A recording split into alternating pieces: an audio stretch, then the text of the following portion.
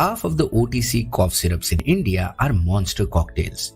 They have a suppressant, expectorant, antihistamine, mystery ingredient number 56, you name it. तो क्या ये काम करते हैं? Sometimes.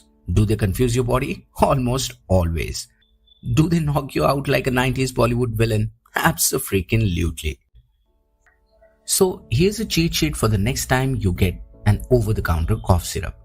अगर dry cough हो, तो look for an ingredient called Dextromethorphan. It's a suppressant that will decrease your urge to cough. And for a wet cough, look for Ambroxol, bromhexine or Guaifenesin. These are expectorants that will loosen the phlegm so you can cough it out more easily.